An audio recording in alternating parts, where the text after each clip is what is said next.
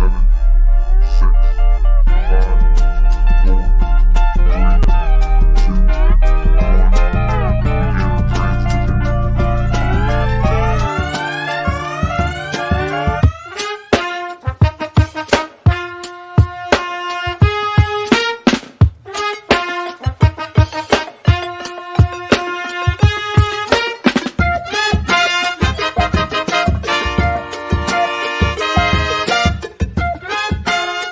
Welcome to Black Noir Radio.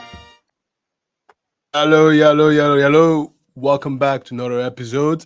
Again, I want to say a special thank you to everybody who's a returning viewer, to the people who are brand new here. I am your host, Alistair, and this is a channel where we talk about anything and everything. And I'm co-hosted by your awesome squirrel called Beefy, your favorite shit talking squirrel friend. and you know How are what? you, squirrel friend? I'm doing pretty good. We have a bunch of guests today with us, but there's one important fact that we say every night is that if you come to watch us, you have to keep an open mind. Otherwise, you have to. Brad, do you know this by now? You've been here enough. Oh, yeah, you got to fuck off. Yeah, Exactly. Look at that. Yeah, that's it. Exactly. It And for hurt those who are Brad's soul brand to new, say that. He's our resident Yeah. Canadian. That's why he's here tonight, actually, because we needed some Canadian attitude and experience for tonight. So it Yeah, so it I'm did not sorry. feel good. Yeah, already. and again, just to reiterate the concept as to why it's so important for us to say that, is because like you can't agree with everything and everything that everyone says, right? So there's going to be some offending that's going to happen. That's just the nature of the game. So coming here with open mind, and that's it. Now, Whoa, hold thank on. you all. Hold on. Yes, go We ahead. got a Go on. $20 super chat from Peggy Jackson. Oh, Holy hi, cow. Peggy. That's like Hi, our biggest Peggy. super chat on this podcast ever. That's so awesome. Thank you so much, Peggy. Thank you, Peggy. Oh, Merry Peggy. Christmas to you, Peggy. That's spreading that holiday spirit. We love you here. There's another thing that Beefy has been excelling at, and that is at making stickers. Guys, we have a holiday stickers with us, and it is absolutely amazingly. Look at that. Who is this sexy black person with this Santa hat holding red-headed Who's that? Who squirrel? is that? Who is this? Oh my God. Look at that nose. But no, honestly, guys, it's a great way to support us. It's a lot of work what we do here, okay? Now, if you go on the description, go check it out, get a sticker and collect it. This is what I do with all the stickers that I have. So I've already ordered mine, it's on its way. And I have a little sticker board that I'm going to put it up there. And then I'm going to hang it on the wall. This is going to be a good memorabilia, and one day we're going to be super famous, and this is going to go for $1 billion, and then you're going to regret it. But Especially Or when it's it's just selling. the I like beef thing made me laugh. Yeah, I like you. It's pretty. That sticker is very to the point. Yeah. Mhm. Yes, No, I son, I ordered gotta it. ask you, does that actually does look like Alistair, right? Because when I first made that, Alistair was like, "Oh, I don't really like it. It doesn't look like me." I worked so hard on all this art, right? I sent him like little mock-ups, like, okay, do you like this one? Do you like that one? Like all day I'm working on this thing, and that's what he goes, oh, it doesn't really look like me. I'm. Well, here's It's the thing. it's a vague resemblance. It's, not all black people look the same, darling. But Oh God. I feel like there's a popular R&B singer that looks like that, but I can't think of the name. R. Kelly. No, Oh. not R. Kelly. Maybe like Seal or something like that. Oh, 50 Cent. The younger version. All right, I'm taking this down before I get canceled. I'm gonna get called racist again. Again? Who called you racist? Yeah, Beefy? remember I made the Daryl Brooks diss track and I got called a racist? We talked about that here on the show, Oh. actually. Oh, yeah. Now I remember. No, Beefy's not racist. Otherwise, I wouldn't be here, darling. No, I'm playing. Oh my God. Look, listen. We have Nassim here. Nassim, I love your face and your beard. Brad's Lab, I love the headphones and the beard. And Beefy, I love your teeth. Now, today's Thank show you, is yeah. going to be... I brushed them just for you. Yes. Today's show is going to be really great. Beefy, Let's take it away. say Merry Christmas to some of our friends here quick before we dive into the maple syrup heist. Alicia's here as always. Hi, Alicia. Merry Christmas. Happy Christmas. Bubba, yeah, we are about to have a series. Did you just say Happy Christmas? Yeah. Is that what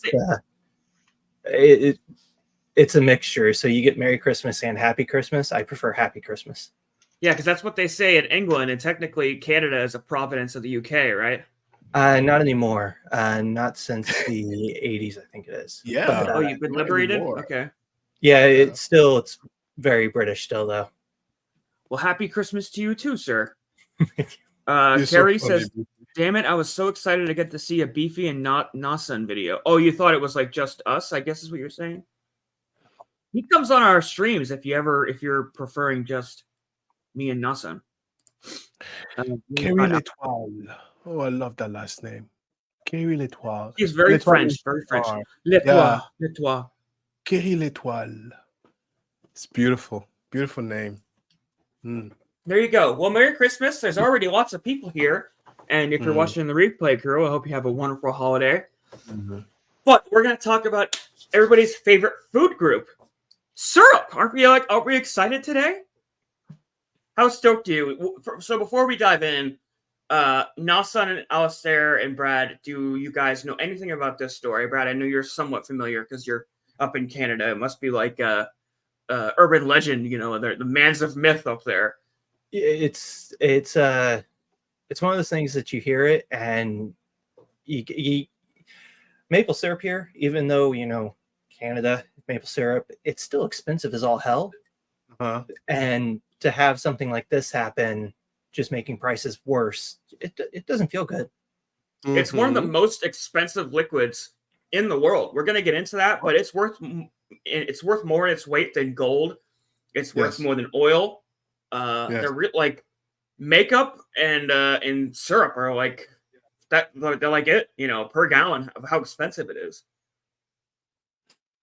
So the in-laws of my best friend Linda, they were at some point they were thinking about going to business in maple syrup in Canada.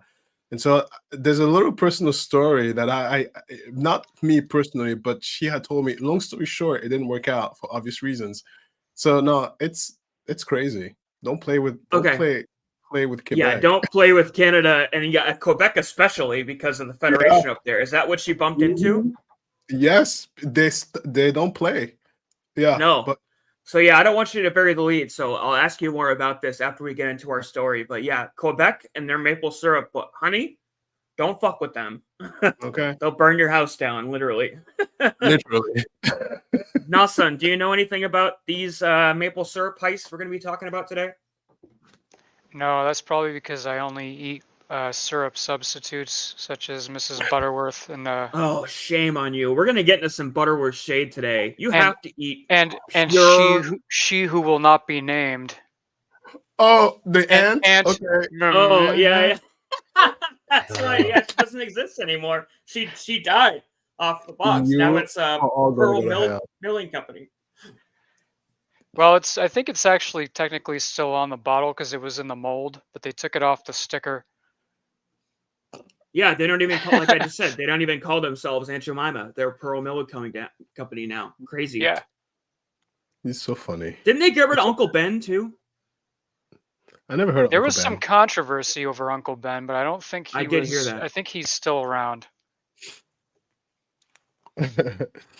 But yeah, I don't want to hear from now on, after hearing this story, I don't want to hear anybody out there buying the cheapo Mrs. Butterworth. You need gold, clean. It's so good. For anybody that has never actually tasted pure real maple syrup, it's like candy. And it's like it's sugar, yes, but it's the good sugar, like bees. It's natural sugar. Like it still makes you fat, but it doesn't have all the corn syrup and the preservatives and all that crap. It's just Yeah. Spend the extra $2-3 and get the pint of the good stuff. Believe me, you'll taste the difference instantly. It's not all goopy and thick like Aunt Jemima is. Basically, Aunt Jemima syrup, that's just corn syrup that's maple flavored. Like you're just eating straight processed sugar with a little bit of maple flavoring. But love it. There you go. Life but it's about a quarter of the calories, if not less.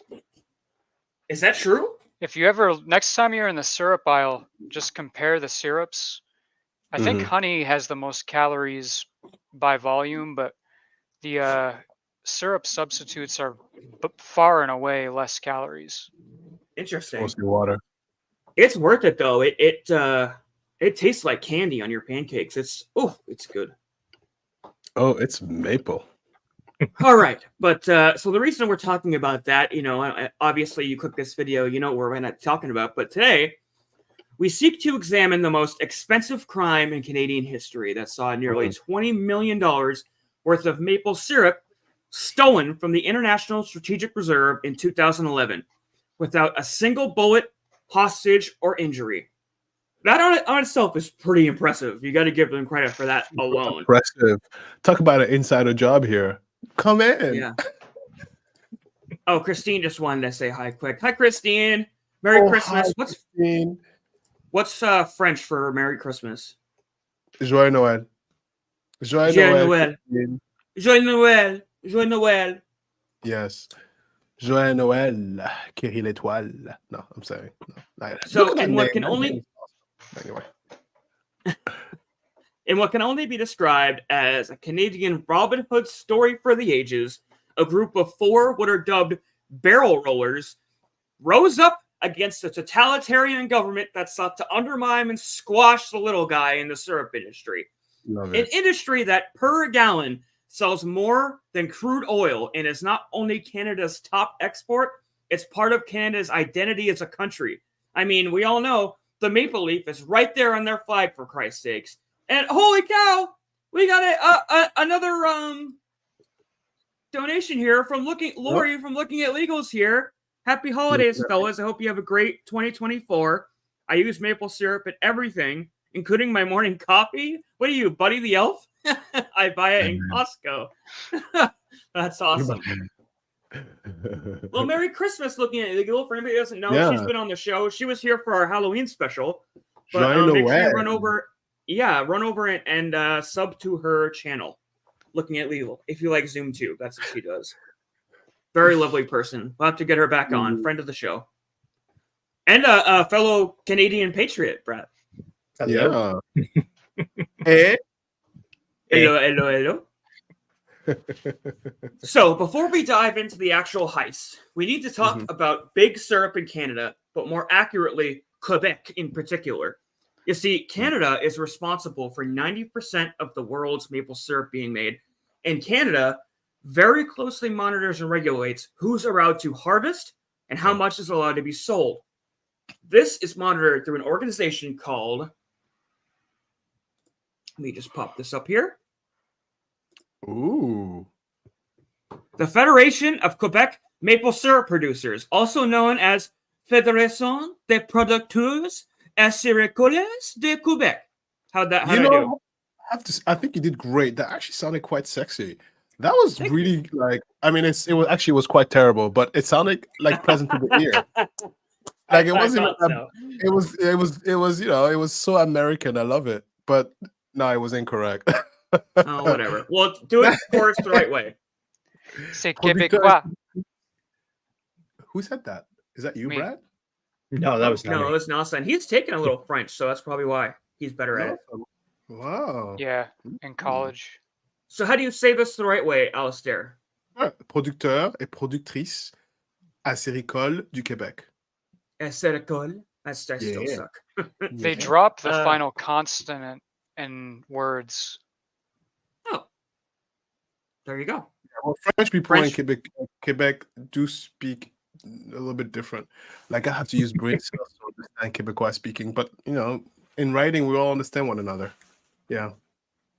Brad, is this true? Is he spouting lies?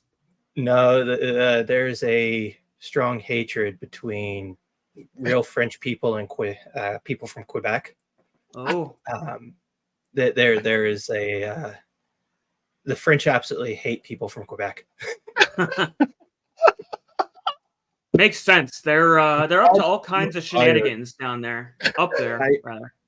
And to be fair, I can agree with the French on this. Quebec should have just taken their independence and left. Yes, like why, in the middle of the country. That's just like a independent nation. Yeah, they voted to stay part of Canada, but they had a choice to leave. They did have a choice to leave. Yep. And then they Well, complain about basically, Sorry? Quebec is the Saudi Arabia of maple syrup. You know the way Saudi Arabia is to oil? Well, Canada You're is so like funny. that with their I syrup. love that analogy. Damn, Beefy, you went all in. Yeah, I'm definitely Saudi throwing shade. Arabia, I oh do my not. God. You will find out that there is a war being fought in Quebec Okay. with their maple syrup, and Ooh. this script definitely leans towards one side. I mean, it's not pro government. The so much Canadian so- 2 maple trees got bombed over the maple syrup. Jesus. Wow, poor trees. They just wanted photosynthesize. Mm-hmm. Has it been long enough to joke about 9/11? I think we're okay.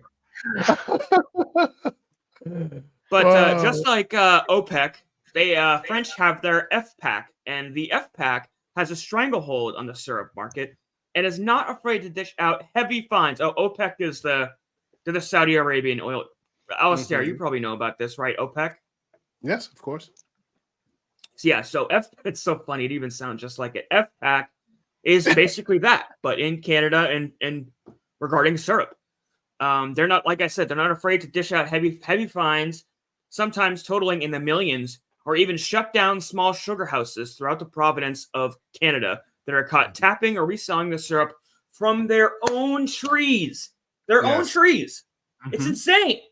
Insane. It's like, it's my They're- trees. I planted them. Nope. But the weird part about these people is they're more vested in punishing the black market resellers than they are actually properly monitoring and trying to sell syrup. It's like the number one priority is to shut down all of the other maple syrup sellers, and then, selling and maintaining their own syrup is like just a byproduct of that. It's totally backwards. We'll get into some of it, but like I said, there have been houses burned down, lots of violence, protests. They send out private eyes to go and spy on these people. I mean, people have literally died within this war that's going on, and it really is like a syrup war going on in Quebec. It sounds ridiculous, but it's true. How did they die? So I only heard of like a couple. They was like incidentally, like there was one person who was privately investigating one of these sugar bushes, and some of these Canadians, Brad, you could probably talk more about this, but some of them, they're like the backwoods version of how you see hicks in America. They're like very French. They live off the land, and they just saw somebody investigating them and fucking shot and killed them. Love it. I love that description. Backwoods. Maybe that's sort of like am the I? Cajun Am I? French in America. Yeah. It is my, Brad, have you ever? it's my shrimping spot. Have you ever encountered like a really, really, I don't know how to, backwoods is really the best way to say it, like a Canadian? A backwoods Canadian? Have you ever seen one, Brad? So living in Toronto, I live just outside of Toronto, and it's called the GTA area, the Greater Toronto Area. But yeah, no, you hear stories, but you don't ever. They don't venture to the big cities, as far as I know. What's And the I little don't- island that's up by Maine? There's a lot of islands. Not New Brunswick. Newfoundland. Oh, yeah, Newfies have like their own accent. It's like almost its own little suburb out there, and they are very backwoods and French. Each province has their own thing. Each province has their own issue with the other provinces. But the one thing that most provinces can agree on is that we hate Quebec. Same. But yeah, so they're literally trying to stop these people from pulling the syrup out of their own trees. In the eyes of the Federation, better known to the people of Quebec as La Fédération, did I say that right, Alistair? La Fédération. Yes. You, as a Canadian, do not own the syrup in your trees. The government does. You cannot make it. You cannot sell it, and you cannot store it. Only Yes. a very limited number of syrup resellers that belong to La Fédération, and they pay very large dues and lose a % off every gallon to be a part of La Fédération. But only those resellers are allowed to engage in a very lucrative export. As I said, it's Canadians' #1 export. Yeah, We it's were really- saying earlier, it's more valuable. It's worth more than its weight in gold, than crude oil. Basically anything you can think of. Like, as I said, next to makeup, it's like the most expensive per gallon a commodity you can think of. One of. Viva la And- resistance! Yeah, oh yeah, we're gonna get into the revolution here and the rebellion, and I am definitely pro la revolution. It's so So, funny are there how- any guesses as to why maple syrup is so expensive? Brad, go. Because of the stranglehold they have on it. Because I mean, even just you go to the store and it's cheaper here than it is in the States, but not by much. But it's like we actually have some maple trees in our backyard, and we joked about tapping them because Love having it. free maple syrup that literally is in my backyard. Right there. Mm-hmm. But we also don't want to go through any of the BS that might come of it. And then Yeah, so I was once your about to say, neighbors- if you live in Quebec, you have to be part of the Fédération. But if you live in other, is it provinces? yeah, provinces. Oh, you can just get a license. It's only in Quebec they have the stranglehold, but Quebec is the primary source where they make most of their Primary maple source. syrup. Correct. Like 90% of all syrup comes from Canada, but 77% of that maple syrup comes straight Quebec. from Quebec. Mm-hmm. Yeah, But they you're have absolutely correct. monopoly of supply. Yeah, Supply, that's right. exactly right. They have monopoly. They will purport this false narrative that it's so labor intensive and there's so much regulation and admin work that goes into controlling it. It's like, yeah, there's so much admin and labor work because you're deliberately controlling the price and making it so expensive. It's basically called artificial inflation. La Fédération controls the market. They have a monopoly on the syrup game. You see, every year there is a finite, just like anything else, there's a finite amount of syrup that will be yielded from these approved sellers. And there's also a finite amount of syrup that will be bought. Typically, this results in supply and demand, which keeps goods and services at a fair market value, but not in Canada, not with their syrup.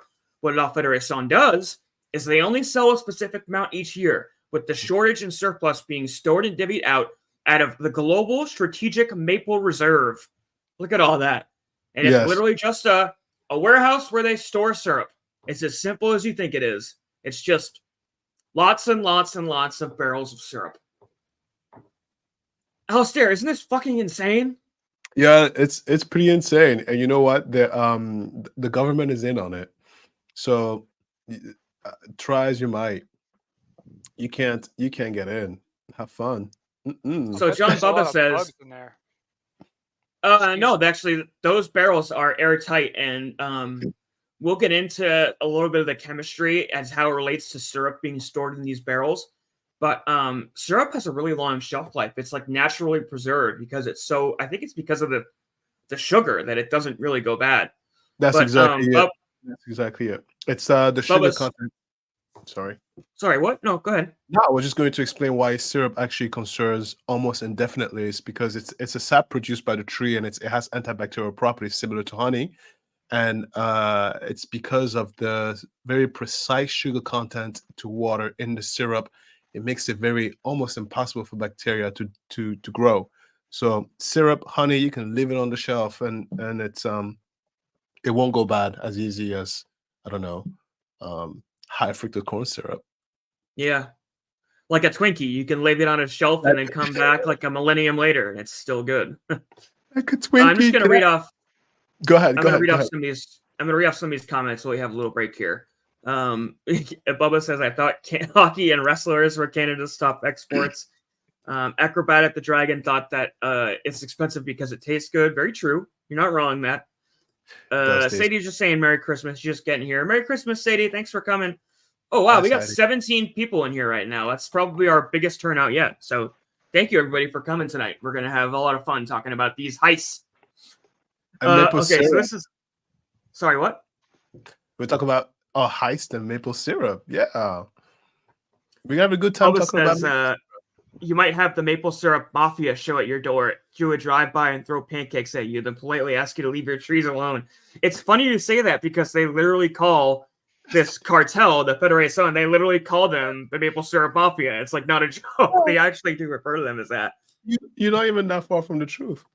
No, and they do act like a mafia, the way they try to control things and buy people out and like force people out of the syrup industry by force. It's kind of But you're more. They literally call themselves a cartel. Mm-hmm. So Acrobat the Dragon says, I heard there was a molasses flood a couple of centuries ago. I wonder if Canada has ever had a syrup flood. So about the molasses flood, we're definitely going to cover that on this channel.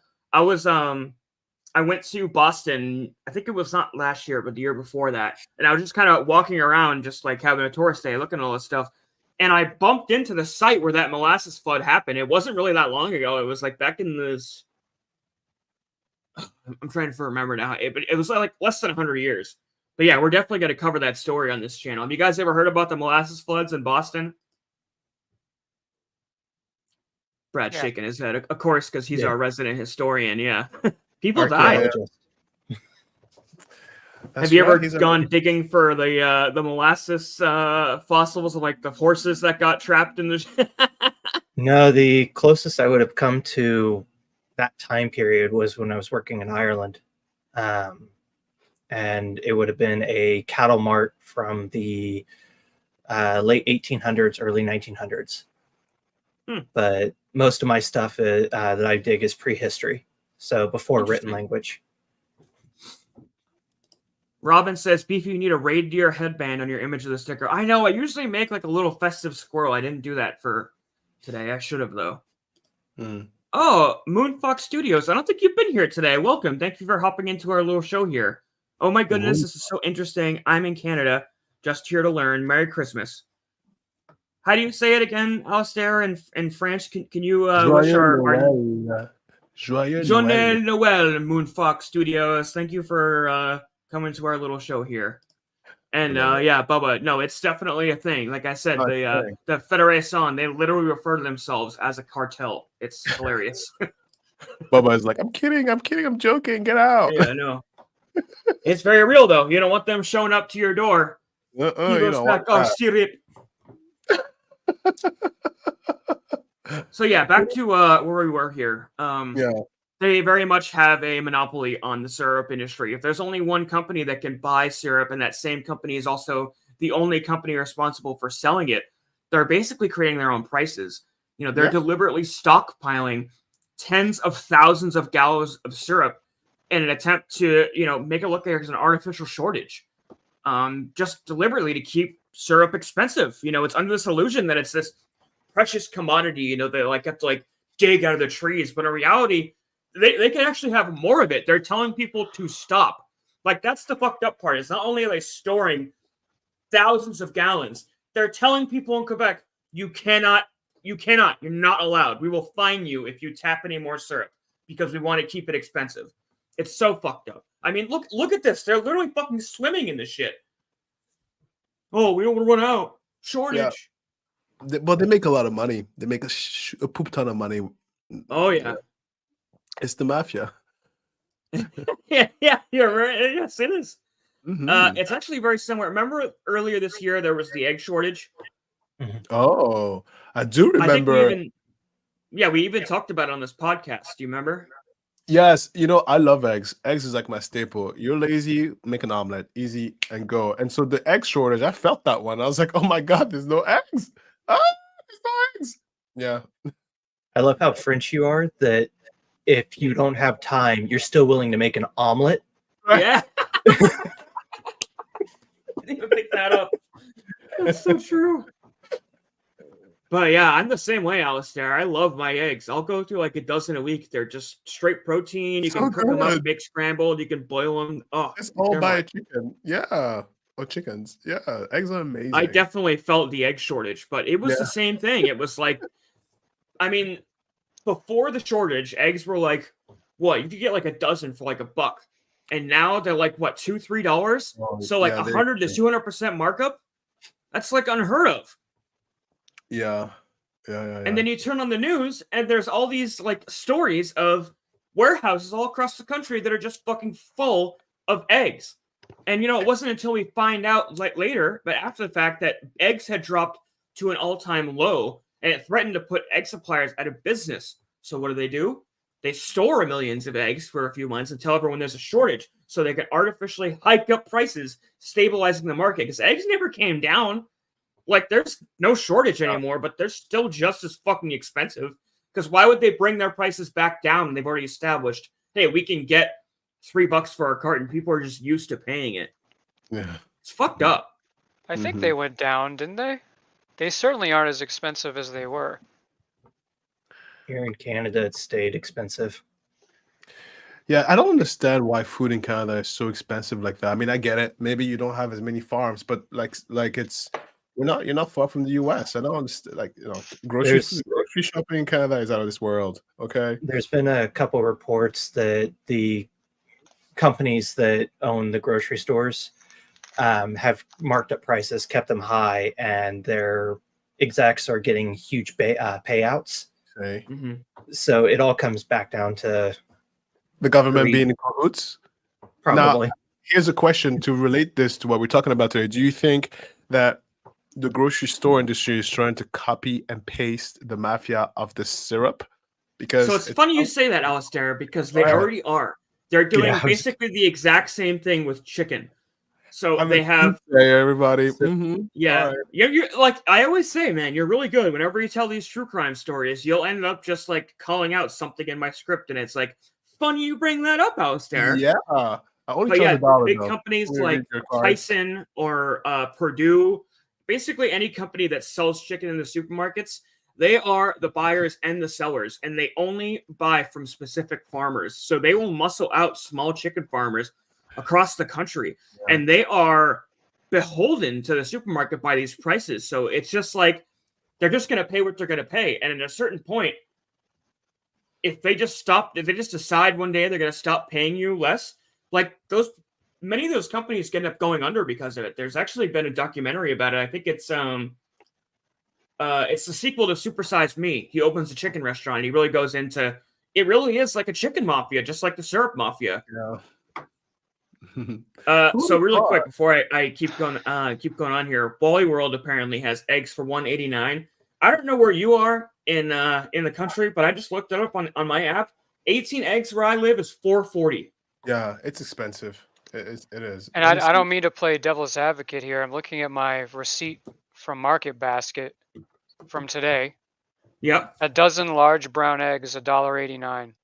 Huh. Where the hell? Yeah, Market Basket is the shiz. Where the hell do you guys live? Beefy, me and you clearly don't live. Clearly, we live on the East Coast, so obviously, they're price gouging us because my price of eggs is the same as yours. What the hell? I live in New Hampshire. Oh, that's kind of far from us, but still. Peggy's in Ohio.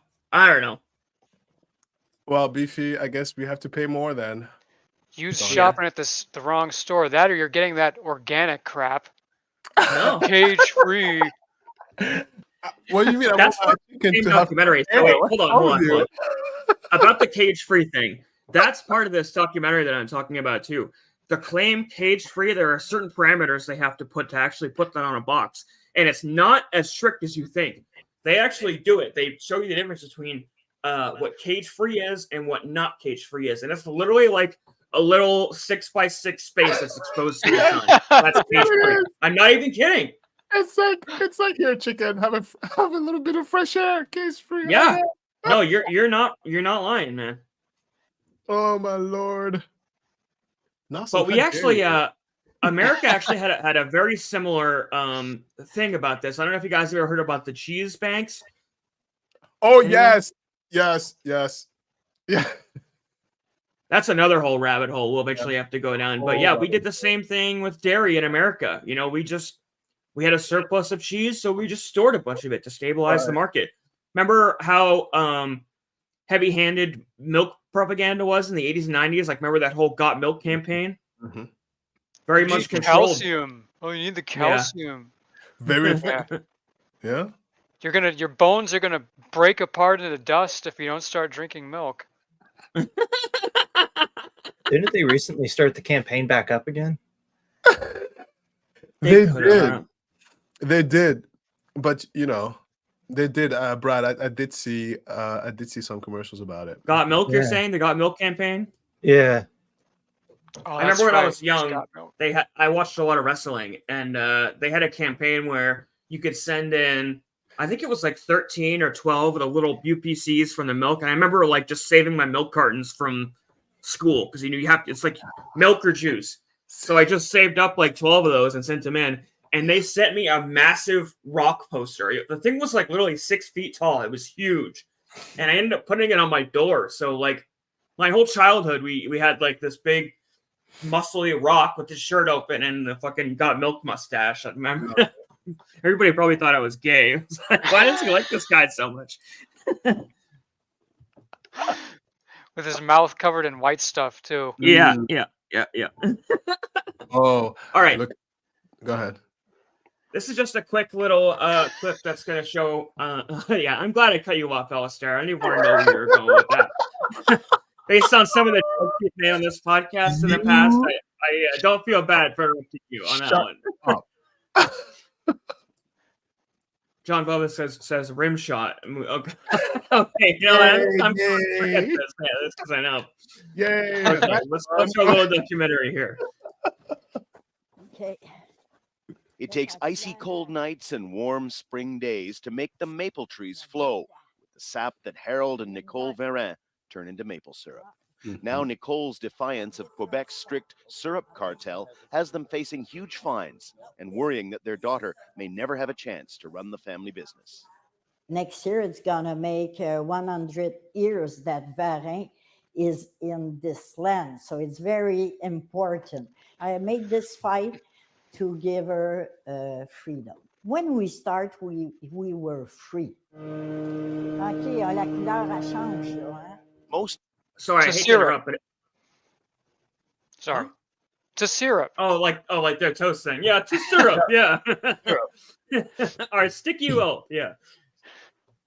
Sugary gold. It really is. Have either of you guys ever been to the sugar shacks here and seen how they make it? No. Have you? I remember I went when I was a kid, and they give you the little sample thing like this when it's all hot and it's like not quite, it hasn't thickened yet, and it's delicious.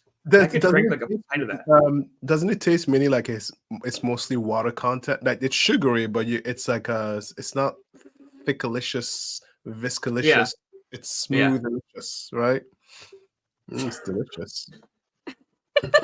I'm playing the video again. I'm cutting you off. Most of the liquid syrup they make is sold by law to Quebec's Agricultural Federation, which controls the market.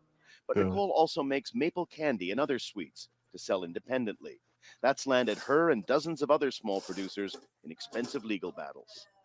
I think it's up to the federation to take the leadership to find a solution, because it just doesn't make sense for small producers like that to be sued by their own federation for $500,000. The Federation buys almost all syrup produced in Quebec and negotiates market prices. Some is set aside here in what's called the World Strategic Reserve, tens of millions of liters stored in high-security warehouses as a buffer to keep prices stable. The Federation says it has to fight people like Nicole Varin for the good of all producers. At the end, if those producers are making living out of not following the rules, other producers are going to say, oh, they are doing so, I will do so. And at the end, the rules won't work because nobody's going to follow them. For now, at least, most producers in Quebec support the way their product has been handled. They say that's why their market is growing and they're tapping more maple trees and producing more syrup. This pumping station, That's certainly the feeling here at Norm Urbain's maple syrup operation. He's expanding, installing electronic monitoring on the pipes that collect the sap. He says he wouldn't be in business if it weren't for the strict rules he follows. 20 years ago, there was no future in this industry. People were cutting their maples down because there was no value for maple syrup. And now everybody wants to get into the bandwagon. Something must have been done right. Those who are fighting the Federation in Quebec say they're prepared to take their battle to the Supreme Court of Canada. Others say a system that has led to local syrup dominating the world market is what. That guy we just saw here, let me rewind this back. This guy right here. Yeah. He's a big player in the syrup protests. Like there are faces you'll constantly see that protest for a free market, and then there are those who are in the Federation, like this guy, that really push for the Federation to stay, and he's all over the place. Yeah. You mean for doing the research Federation to leave? No, for the Federation to stay. He wants them. He's part of it. This guy. Yeah, he's the bad guy. Who? Yeah. He's probably like the John Gotti of the syrup. He's like the enforcer. Yeah. So he's saying, okay, so he's making an argument that the syrup was worthless until the Federation came around, and he's not wrong. So yeah, I had that in my script here, but yeah, when the Federation first started, the market was down the tubes, and it did a lot of good, and that was their intentions initially, but it slowly got out of control. It was like they just started focusing more, as I said, on shutting down the small syrup growers because they have so much stockpile. They literally don't even know what to do with all of their syrup. So it became more of a battle of keeping people from tapping their trees and shutting down independent sugar shacks than it did just trying to sell and keep this product, this export they have, valuable, which is why they're called it's why they're called a cartel. Sorry, what? Yeah, no, that's great. It's price control. That's why they call it cartel. The issue is that if they allow too many producers, then the price will go down. So they have to keep a tight tap on how much is allowed to be produced. And so, yeah, it's a cartel. But I love those little candies. Yeah, the little leaves that are all. Oh my god! Yes. I love those things. They're expensive, but they're really good. You ever have the maple syrup cotton candy they have at the fair? Anything maple syrup is very good. Even the cookies, everything is very good. Especially it's a very good product. Is there a way, can we pinpoint the popularity of maple syrup to when people became more aware of the high fructose corn syrup? And then is there a connection between popularity of maple syrup, because maple syrup is natural, right? And the public knowing. Are you saying that people steering away from high fructose corn syrup is the actual thing that rose the prices on the syrup? It's not the Federation? Yes, it's what allowed them to have a lot more of a market share, because people still want syrup on their pancakes. But now interesting.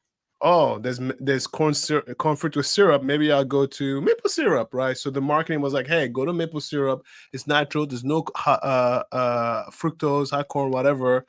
And I wonder if there's a correlation between the popularity of maple syrup and the realization of how dangerous high fructose corn syrup is. Yeah, because just like the dairy thing we were just talking about with the cheese caves in the 80s, corn had a big uprising like that too, where they started pushing corn down everybody's throat. And corn syrup is a big byproduct of that. Like, wasn't it in the 60s and 70s that everything started getting made with corn syrup?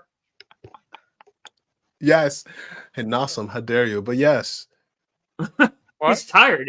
Wasn't it like a... I love it. Can't help it. I love it. Oh, it's great.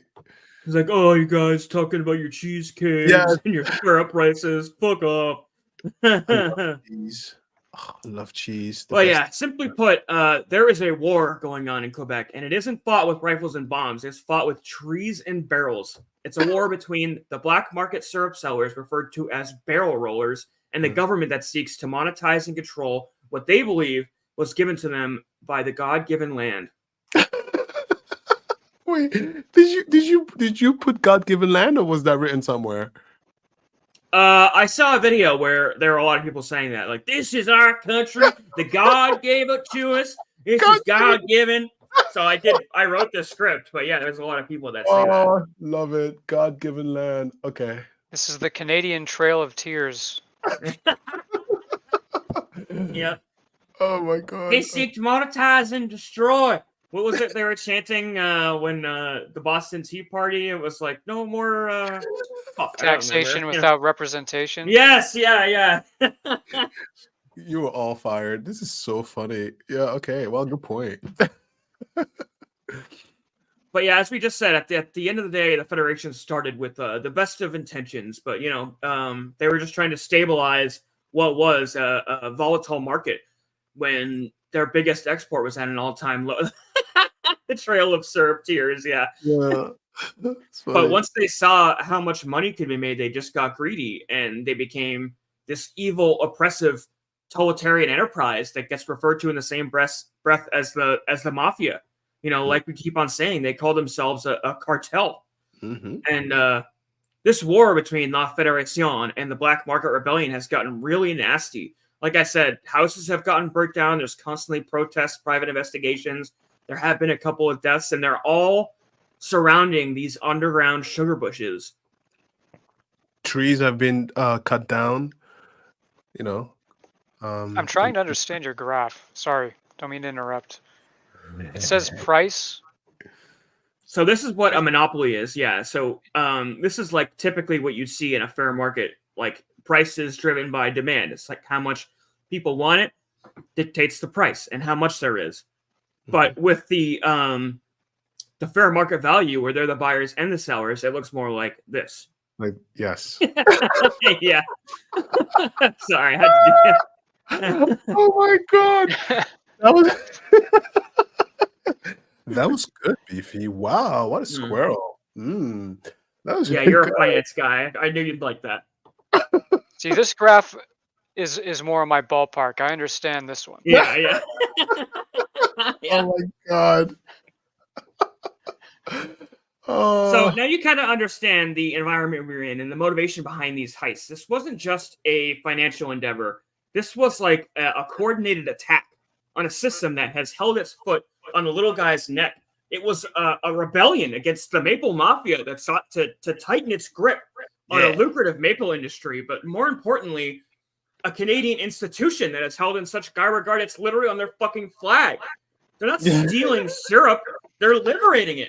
They were disruptors. Most of these rebels, they're not big-time syrup makers. They're like families in small sugar shacks. They're making syrup because it's in their blood. They're not expecting to get rich off of it. Yeah. And by stealing all of the syrup in the bank, they intended to crash the market. It was more a form of protest than it was this big criminal enterprise like they painted out in the media. This was an upheaval of the syrup cartel that not only took control of its country's trees by force, but preyed upon the small family-grown sugar shacks that made the syrup the institution it is today. This isn't just about syrup. This is about freedom. This is about fighting an authoritarian government that has stuck its hands where they don't belong. Sticky, syrupy hands. First, it's the syrup in our trees, then it's the water we drink, then the air we breathe. Down with the Communist Federation and free the syrup market. Long live capitalism. Long live the barrel rollers that band together to rebel against the system. Fight the power. Viva la revolucion! Yeah! Aren't you guys inspired by this? I feel like I should stand up and just give a salute. Okay, let's go to war now. Come on, Brad. Come on, Nathan. Come on, Beefy. Cue the Canadian national anthem. Yeah. Our syrupy, sticky land. Moisten our pancakes. Moisten our pancakes. It's my God-given land, darn it. All right. Well, actually, we need to cue the the heist team group meetup because we're going to meet the players of this heist now. You know how like in every actually didn't Rick and Morty do a bit about this? Like, damn it, I'm in or something. You guys know what I'm talking about? The meme, yeah. Yeah. Well, what's the meme? It's basically what you said, yeah. You son of a bitch, I'm in, or something along those lines. That's what it is. Yeah. You son of a bitch, I'm in. Yeah. So let's meet our players in this little heist here. Richard Valerius, our ringleader, was a known barrel roller and black market syrup dealer. So he is our head honcho in this. He is our George Clooney. Okay, George Clooney. He had Ocean's 11. No, okay, no, I get it now, but it was just so random. Oh, okay, yeah, so random. Yeah, okay. Ocean's 11. Yeah, okay, so she got it. I confused them. He had connections in the syrup world, and he's our through line for not just planning the heist, but he's the one assembling the team. So he's going up to everybody, and they're going, "You son of a bitch, I'm in." Avik Karen was married to the owner of the warehouse, and he's our inside man. He's where the maple reserves were stored. Remember that picture I showed you with all the barrels? Yeah. His wife owned that warehouse, so he knew security. He knew where the cameras were. He knew when the limes got carved out too. You know, he was the one that was getting everybody into the warehouse. Oh, okay. Yeah, thank you. Yeah, keep it going. Yes. Sebastian. The Matrix infiltration music cued. Yeah. He did a good impression of that, actually. I'm pretty impressed. Sebastian Jutres is our driver. He drove the truck and loaded it and helped unloaded and unloaded the barrels. And finally, Etienne St. Pierre is our fence. He was a syrup distributor who owned CK Exports, and he took in the stolen syrup and sold it to America, Germany, Japan. He basically just fenced it all across the planet. Wow.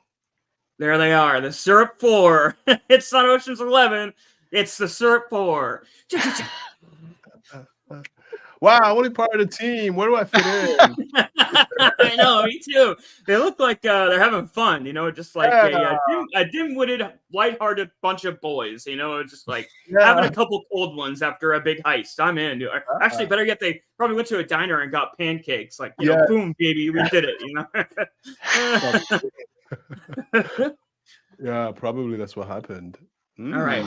So now let's review the plan. Okay. Dun, dun, dun, dun, dun. How'd that music go, Nate? Awesome.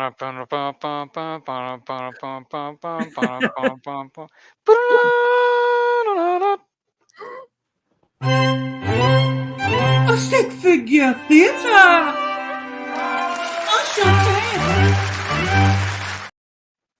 So of course, all right, if we're gonna go through our little plan here, we have to have everyone's favorite show and technical difficulties, of course, the fifth member of Bois Noir Radio.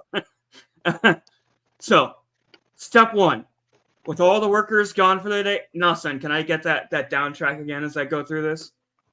The whole time, yeah, sure. With all the workers gone for the day, Richard Valerius, our ringleader and our driver, Sebastian Dropas, broke into the strategic syrup reserve under the cover of darkness and loaded up hundreds of barrels of syrup into trucks. All right, that's good. I can't really hear myself. Okay. Thank you, though. That was very good setting the environment. Yeah, atmospheric. So, the truck driver and the ringleader, Richard and Sebastian, broke into the syrup reserve under the cover of darkness. Step two, they then brought all the barrels to SK Exports. You know, they load them up into trucks. Truck driver drives them away. And then they end up here at SK Exports. Once there, it's just a matter of loading up the barrels. So they actually did this differently because they did it over several trips. Like, they ended up stealing thousands of these barrels, but they did it over like hundreds of different trips. So when they first started doing this, they would steal the barrels themselves, and then they would paint crappy barrels filled with water and replace them. But as this went on, they got lazier and lazier because nobody was noticing. Like, there really wasn't that much security. Like, they had a couple of cameras, but there was no people patrolling all the time. Like, they had an alarm code and a couple of cameras going in and out of the building. That was it. That's all the security there. I mean, if you think about it, they didn't steal everything, and they still told probably, if not 100 million, probably hundreds of millions of dollars were stored in that warehouse with basically no protection, because the thought process was, who the fuck would steal syrup? You know what I mean? Or who's gonna go against the mafia? Yeah. Yeah. But it's a brilliant heist, just loading up these barrels, filling them up with water, bring them back. that's pretty much it. It wasn't all that more involved. Etienne would then fence. He'd take those barrels and off he goes, Etienne. and then he just ships Bye. them all around the world. Yeah. Beefy, I can't drop them off. One for you. One for you. One for you. He was the Canadian Santa Claus. Yeah. Do you know if that actually affected the price? Yes, we're going to get into that. Not as that was the idea, right? They were trying to steal enough to crash the market. Like, yes, they wanted to make some money, but this was first and foremost a protest against the Federation. But yeah, that's basically the plan. It really wasn't all that complicated. There was no like you got to be here. Like, let's code our watches and suits, and this guy does that. It was just steal the barrels, put back fake ones. This guy sells them. And then they would all meet up afterwards in their suits and their riches. Boom, baby. Boom, baby. Yeah. That's insane. Well, you know what? Like, I wish they didn't get lazy, because that mafia needs to be broken up. But I wish they didn't get lazy. But yeah, it happens. Like, nobody's looking. Yeah, sticking on a barrel. So before we get into how they got caught, thoughts thus far? That's exactly what I said, Brad. Thoughts thus far. Brad, go. Oh, is it? I'm sorry. No. It's the same thing, but I said it a different way. Okay. I mean, I would love maple syrup to be cheaper here. Yeah. Because, I love it. I live in goddamn Canada. Yeah. So I want to ask you, living in Canada, did you hear like the myth of these guys? Like, what is it on your news channels? Like, talk to me a little bit about what climate in Canada was like, either near this, or have you heard anything about it? Go ahead. Yeah, I mean, you heard about it, but it was, 24 hours news cycle, so it comes and goes. I think that they stole, I think it was like 18, was it million? Yeah, 18 million worth of syrup. Yep. And, I mean, the fact that syrup was able to net them that much money, or that's what it was estimated to be worth, is gobsmacking.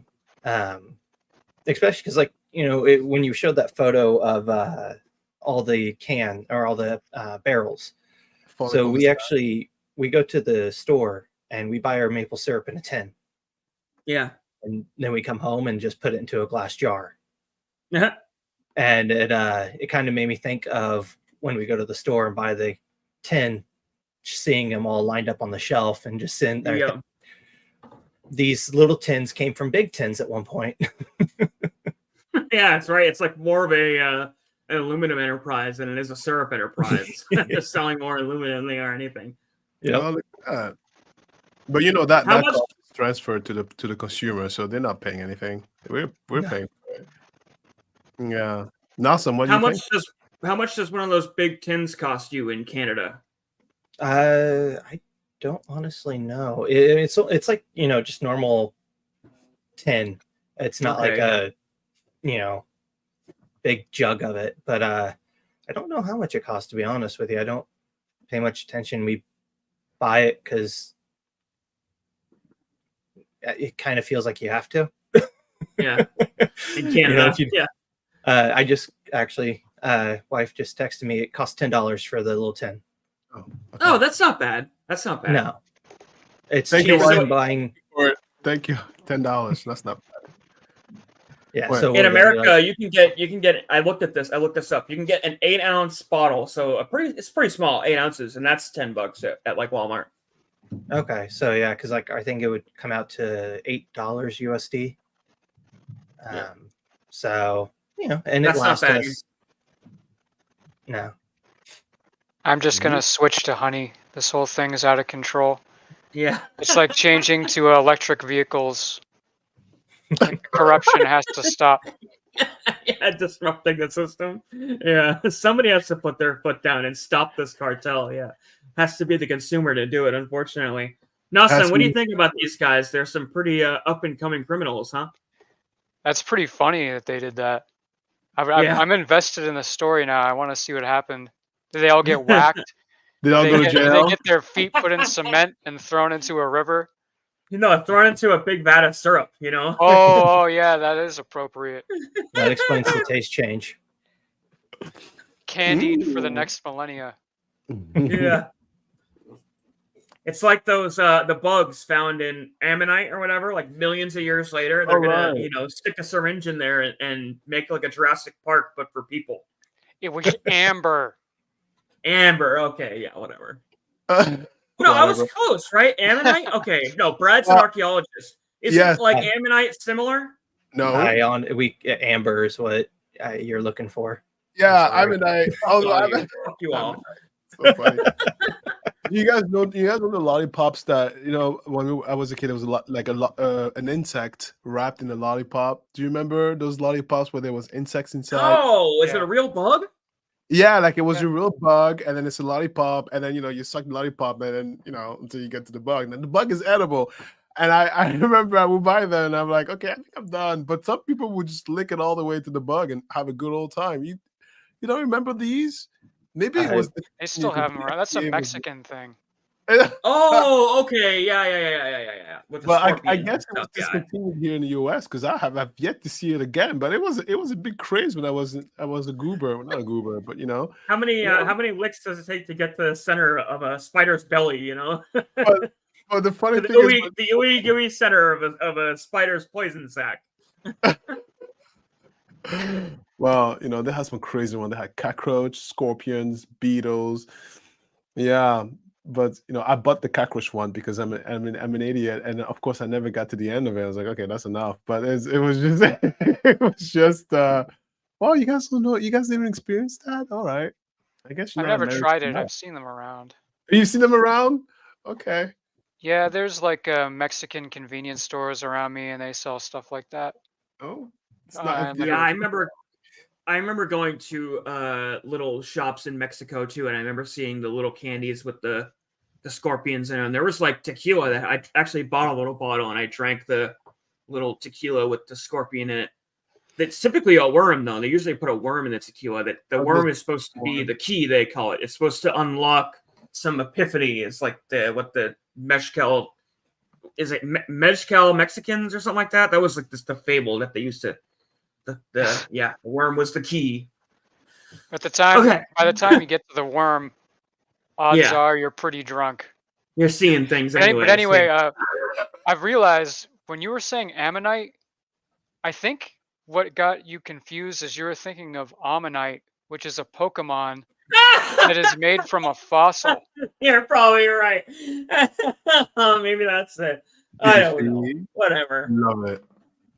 Love it. He put a Pokemon in there. I love it. Okay, continue, Beefy. I love it. Okay. So yeah, they ended up just doing this over and over again until they had stolen approximately, as Brad said, $18 million worth of syrup between the years of 2011 and 2012. So they were doing this for months before anyone noticed. They stole and replaced and fenced 9,571 barrels that weighed 600 pounds each. This was no simple task. Like, the physical labor that went into this was like, they earned their money, as much as it was an easy operation. The fact that there was, no risks, there was no bullets, no hostages, no nothing, no muscle, no fuss. They just came in with a truck, but they still had to load 9,571 600-pound barrels. Like, but that's why they have that driver. That driver is strong enough to do that. Yeah. Come on, driver. Here's another load. Put it in the car. It's kind of an interesting argument to make that when someone's stealing something, they are still earning their money just because it's really heavy. Yeah. Like if you stole Shamu, you earned Shamu because he weighs like 3 tons. Well, that would really be liberating, Shamu. The things that those water parks do to those whales are really fucked up. You guys seen Blackfish? They treat those poor things like shit. Bad. Even with the aquarium, like you can never give those fishes enough space. Like cubic wise, it's a lot for engineering, but they need an ocean. What are you gonna do? Bring an ocean to the stadium? It's cruel all around. Oh, humans, we're the best, aren't we? Yeah.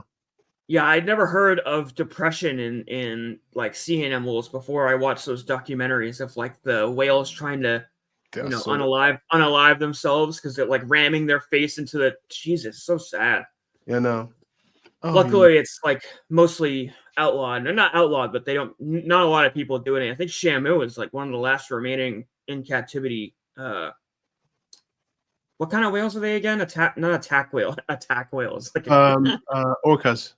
Yeah, orca. Killer Yeah. whales. Killer whale. That's what I was thinking of. Thank you. Attack whale. Can I go completely You remember random? that from Free Willy? Free Willy. Oh, Free Willy? Yeah. Like, I'm pretty sure they don't make that noise, but it had effect. I haven't seen that. I know you talk about it. I haven't seen the movie.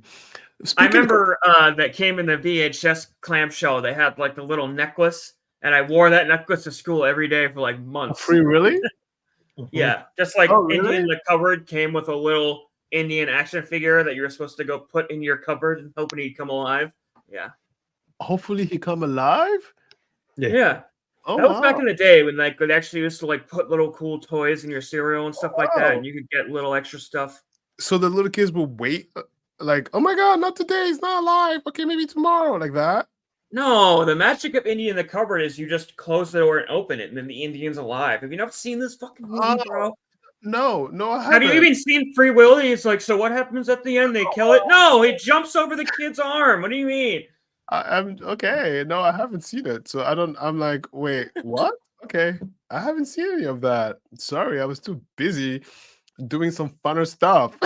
It's like being French and eating French fries. Then soon they're waiting for an action figure to come alive. So yeah, eventually they got so cocky they stopped doing the swap outs like we said, and they were just literally they got to a point where they were just siphoning syrup right out of the barrels inside the strategic reservation. So they're literally just going from a hose with I'm assuming a pump in a big tank somewhere and just siphoning it out. Like that's how confident they were they weren't going to get caught, and they still didn't. To be fair. Yeah. Do you think they were too cocky or they were trying to be efficient? Because that's a lot of weight. Like I'm like, oh honey, my back hurts. Let's siphon this stuff. Do you think? Yeah, I'm sure after like the 6th trip of them loading up like hundreds of barrels at a time, they were like, "Fuck this, man! It's a lot of extra work." Oh, George Clooney. Not to mention the case that can be made for how much money you're actually stealing and how much hard time you could be doing as a result of all that work. You know what I mean? Yeah. Well, they did get caught. We're going to get into that right now. It wouldn't be until July of 2012 that Inspector Michel Gorveau discovered that corrosion had started to build up on not just the seat of the barrel, but the ring where it seals itself. So, as we talked about earlier, syrup doesn't condensate and thus would not rust. It's one of the reasons that these reserves work, like we talked about, is that syrup is so shelf stable. These barrels, nothing happens to them. They can literally store for decades. But water, however, when it changes temperature, it sweats. And once that metal got wet, it started to corrode. And so that's how they knew that something was up. I'd actually heard on some of my research that in some of the siphon tubes, they had actually poured a little bit of syrup. That way, if people went in to go take a sample, they'd still get syrup out, even though the barrels were full of water. But as we said, towards the end, there were empty barrels everywhere. So it's actually faces when they realized that. When they found out, yeah. Oh, Suck baby! Oh no, my syrup! Oh yeah, mon sirop! My syrup! We're going to have dry pancakes! No! Oh no! It sticks to the roof of my mouth! We need the syrup! So yeah, that was actually the first thing they had to do during the investigation was find out how many barrels were actually empty or full of water, and that again was a whole operation unto itself. It took them weeks because the strategic reserve, as we said, the 10,000 barrels they stole or whatever is like it's a very small fraction. It's really nothing close to how much syrup they have stored in that warehouse. Yeah, they ended up catching them though. During the subsequent investigation, it was noted that whatever forklift they used to transport the barrels back and forth left marks, something that the in-house specialty equipment did not. So it merely just became a game of going to local rental companies where they eventually found the exact forklift they were looking for. Like they matched up the marks on the barrels to the actual fork of the forklift. And they were able to find out that particular forklift had been rented by Sebastian. When questioned by police, he folded like a stack of pancakes. Exactly and like how immediately, Brad would do. yeah. What? Okay, sure, it's him. Brad did it. Brad drove the car. BP told me about it, and Awesome totally stole the barrel. Can I please go home? Yeah, there was no Viva la Revolution once he got pinched. It was fucking every man for himself. Shut out. Yeah. If you're making that much money, why rent a forklift? Just surely Yeah, you'd have just bought buy one. one. Yeah, right? Yeah. I mean, they can't be that expensive. They got corrupted. They lost the meaning of the purpose of the mission. They were like, oh, 180 millions. All right, look, let's save. Yeah. Well, they also got greedy too, like everybody does, you know. So No, yeah, not like I said, he immediately sold out his counterparts, claiming he even went so far as to claim he knew nothing about the stirrup being stolen, despite a plethora of evidence suggests otherwise. Good job. What's his name? Sebastian. Good job, Sebastian. Yes. Yeah. You ruined it. Way to go. If you just kept your mouth shut, you probably they probably would have found something else.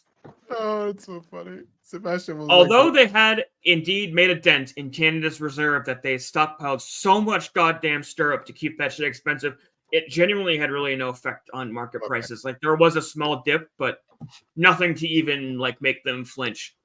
Yeah.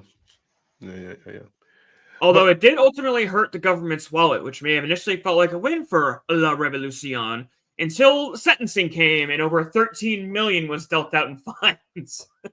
Yeah. The ringleader, Richard Valerius, was sentenced to 8 years in prison plus a $9.4 million fine. Yeah. Etienne St. Pierre, the fence, who actually was licensed to sell syrup in Canada, he claimed he had no knowledge of the syrup's whereabouts, but again, like, come on, man, he was in on it. He was fined $850,000 and sentenced to 3 years probation. But more importantly, all of his product was seized, essentially bankrupting his business, which many speculate to believe was the actual intention of this, was to shut him down, to shut down another syrup seller. More evidence that this syrup cartel, they're just ruthless bullies. Yeah, and the government is in on it, and I say that because you know, it's. Can I share the quick personal story? It's really, it's not me, it's the family of it's the in-laws. Oh yeah, of my I got like two more lines here, and then you can talk to your heart's content. yeah. Sebastian, the truck driver who sold everybody out, he got the lightest of sentences. He served 8 months and paid no fines. And finally, Avit Carson, whose wife owned the warehouse, he was sentenced to 5 years and paid a $1.2 million fine. So yeah. Do you notice that the person who ratted out got the least amount of situation? Yeah. Plea deal. Plea deal. Yep. Yes, but that's why I would. You know, I'm not a good criminal. Don't have me in your team. I will quit. I'll be like, okay, the alarm is on. Bye, guys. Yep. And if we get caught, you all, I'm like, yes, they all did it. Here's the address. Here's the phone number. I'm not. Nope. Just leave me alone. But to give you a little bit of the inside of the cartel over there, and they don't play. You know, so I know someone who wanted to establish a business there with selling maple syrup. Let's just say pre-COVID, because everybody knows the time frame of COVID. And and so you know, you have your own trees, and they were doing the same thing that you just talked about, like, who are you?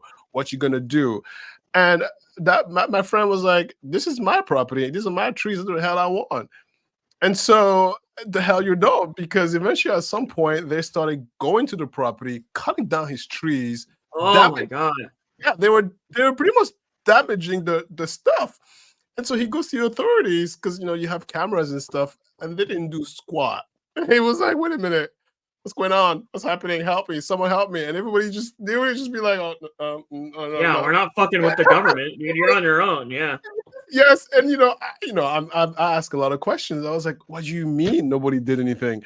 Okay, well, go to the next police station. Well, go to this. He's like, no, this is too weird. And you know, when strangers intrude into your property, it's a violation beyond violation. And he was like, "No, I'm out. You can keep your crap. I'm out. I'm out of here." It just disappeared. But it's a very short story, but to give you an idea that Yeah, there were strangers that came and destroyed property, and there was no legal recourse because nobody wanted to do anything about it. That's not coincidence. That's coincidence. Yeah, it's funny. That's so fucked up how the way they run that thing. No, like get out. Okay, I'm out. That's what I'm saying. I was proud of these guys when I found that they were like looking to stick one to the man. It was like, good for you, bros. Like, go after it. I'm laughing at John Booba's comment. Dang, I didn't know we were playing Quid Dutch because I found the golden snitch and Alistair is his name. I joke about that all the time. I tell all my friends, including you guys, you know, Beefy, Nassim, Braslab. Listen, I can hold. You're a Twitch? I'm a secret keeper, except if you're too hard of a criminal, I can't keep that. So pay taxes, kill nobody, and that's it. Because I would write you out. Yes, FBI, I know who did it. Yeah, you even said that if your daughter murdered somebody, you would just be done. Like that's it. Cut off. Yes, if my daughter committed murder, I'm like, okay, look, honey, you know, of course I love you, but goodbye, because it's just too big for me to handle. Besides, I'm a terrible liar. They'd be like, Alistair, do you know this person? Yes. Oh, I mean, no. Ruthless. I tell my son that he gets one free burial, and then after that, I might have to consider, you know, turning him in. But that's a good one. Yeah. One free burial. Yeah. Yeah, I'll help with the one, but after that, yeah, the first one's free. Hilarious. Yeah, one free burial. Well, you know what? You're a better man than me. I guess. Man, being an archaeologist, you learn how to dig a hole real well, real fast. That's right. You have the skill set. Oh, bro, you're dangerous. Yeah. Oh man, I can dig that hole quick. Yes. You know exactly the rock type. You're like, no, not over there. Over there. That's dig the yeah. right over there. That dirt's a lot thicker, son. You don't want to. No, this one will decompose him faster. You want to dig him over here. Right. That's you want the acidic soil. You want that. Yeah. Oh my God! See, it's true. It wasn't even. It was like, thanks, Dad. You're welcome. Yes. Yes. Yes, I awesome. liked John Bubba's other comment here. After hearing this, I'm picturing a robot chicken style show of Breaking Bad Syrup Edition. It's funny you say that because there's actually a story, or a series in development at Amazon right now about this very story. I believe they're calling it the Sticky Bandits, like from Home Alone. Thought that was pretty funny. Oh my Lord! But there you have it. Yeah. Crazy story. I went down this rabbit hole all last week, and initially we were going to Alistair and I talked about covering the case of the Santa Claus bank robbery. But that was actually a pretty, it was just a guy who dressed up like Santa Claus and robbed a bank. There really wasn't much of a story to tell there. This sounded much more exciting, you know. It's Christmassy, right? Maple syrup, candy. What'd you say? Go ahead. So go ahead. Go ahead. Okay, I'll go. We're too polite. Because you brought up the bank robbery. Look, I'll tell you another personal story of mine. I didn't rob a bank, my cousin did.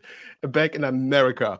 Listen, so you know, we're African immigrants, and for some odd reason, you know, he just felt like he wanted to go rob a bank. Now the mother has all the money, and you know, it's different. You know, he looks like a man, and his mom, it looks like a woman, right? So it's kind of different. Like a man. Like, hello. And so it's in her bank account. You know what he did? He made the news. He went to his mother's room, put on her high heels, her clothes, without even any effort to try maybe do a makeup. And he goes with his mother ID. No, hear this out. This made the news. Look, walks into the bank. Hello. The teller is like, yes. And then he goes like this. Yeah, can I empty my bank account? The teller is like, can I see some ID? Yeah, here's my name. He put on his name identity, and the woman was like, sure, just have a seat. They called the police. He went to jail for it. I can just imagine this kid, like, you know how when little kids wear the high heels and like half the shoe is sticking up at, like, you know, up their foot, and him like just trying to walk in, stumbling with like the Joker lipstick all over his face. I swear, is Mrs. Stella. It's insane. insane. And he he didn't even try to shit. No, and he has manly features, like manly features. So it's not like you can be like, maybe it's her and it's her local bank where everybody knows who she is. No, he went to jail. My name is Mom. I mean, Stella. Yeah, he brought the mother's ID. The woman was like, "This is so easy. Yeah, have a seat." She called 911. They came and picked him up. He made the news. My mom called me and she was like, "This is what your cousin does." I said, "What?" I was like, "Well, you know what? To each his own." But it was really funny story when you mentioned about the bank robbery because Is this the same cousin that was playing football that you recently talked to? No, no, Okay. that's not him. We're Africans. There's a lot of us. No, I have so many cousins. No, it's not. It's a different one. This one, yeah, and luckily he was not deported because he was born here. But he did do jail time. No, oh, he didn't even try. So my wife's family, it was late 1800s, mid to late 1800s. I think it was her great grandfather or something like that robbed a bank, and he was arrested, but they never found the money. Really? Yeah, and the family story, they started moving on up in the world. Yeah, so the family story is that they managed to take in. He got caught. They never found the money, but there was no money to find because it was already spent. Yes. Oh, buried in the backyard, cash. He was smart to go on like a spending spree and just spend all of it real quick. You know what I mean? That's the thing. Back before credit card, It was easy. Yeah. Easier to be a criminal. I just don't have the balls for it. I'm too scared. For a lot of reasons too. Yeah. There's no social media. You could commit crimes in like one city and you'd be completely unknown in the next one. Yeah, you're not wrong. That's right, Nawsome. But now it's impossible to do that now. They cut this other guy just by look. There was some dude was driving around picking up. Sometimes for the holidays you leave like extra money for I don't know the person who comes and picks up the garbage. You give a little extra in the envelope, but you get lazy. It's cold outside, so you put the garbage out and the envelope on top of the garbage. So you think your neighbors are polite. No, this guy was. I didn't realize how common that was, but he was running around picking up those envelopes, making a poop ton of money. They found out who he was by just like people posting their Ring camera footage, and the cops were like, "Oh, thank you, everybody, we got him." And I was like, "Oh my god, you can't even do anything. You can't even run around your car with no lights on and rob." It's just social media. It's so powerful nowadays. Stay home and eat your bonbons and go to work. That's it. It's insane. I had a clip. If you guys want to check something out, I found on the internet. You guys want to watch a clip and discuss before we bring this thing home? Let's do it. Okay. Before I do, I just want to disclaimer here. This might get you know what we say. It might get political, and I love that. If you don't have an open mind, just get the fuck out because we might have some differing opinions, and that's okay. Right, Nawsome. We can have differing Did opinions. you hear that, Nawsome? Okay, got it. I can't wait. Nawsome, please don't shoot me, but But yeah, I saw this and I had to, I just had so many thoughts about it. I'm genuinely curious to get your guys' opinion. Oh, wait, this is me. Okay, got it. I mean, not me, but you know what I mean. Okay, go.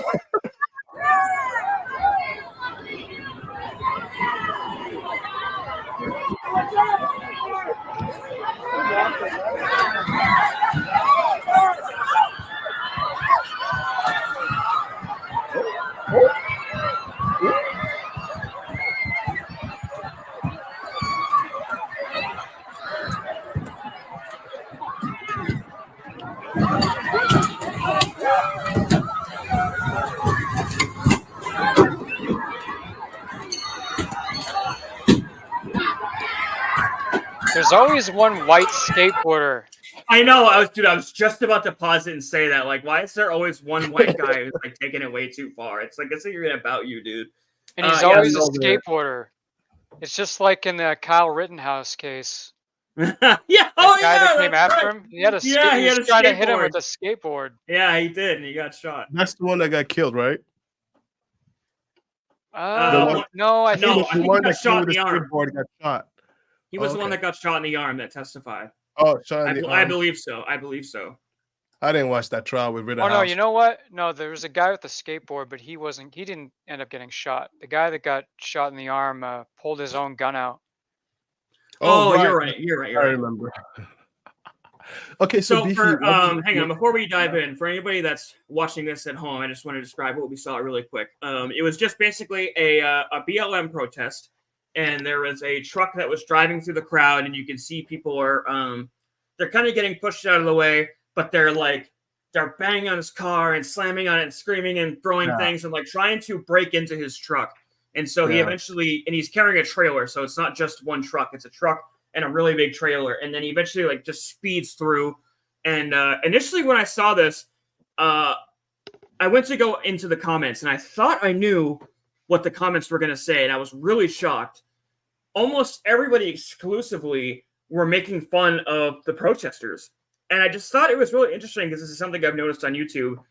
YouTube tends, the people that watch YouTube and the people that comment on YouTube, because there is a distinction there, the people who watch YouTube and comment tend to lean very right. Because if you were to take this same clip and post it on Twitter, they'd be destroying Mr. Truck Guy. But in reading these comments, I found an interesting fact. It turns out the guy who was in the truck, what was in his trailer were horses. And somebody threw a smoke bomb into that trailer, and the horses died. Oh. So that adds another layer to this. I'm curious what your guys' opinions are, because everybody in the comments were saying that's what you get for standing in the middle of a highway. I can't believe people brought their kids to this. They should have their kids taken away. It was like really some mean stuff. And I do have an opinion, but I'd like to hear what you guys say first. Well, So- regarding your comments, sorry, it depends on what channel you go to. Like there's like channels tend to be either really far left leaning or far right leaning.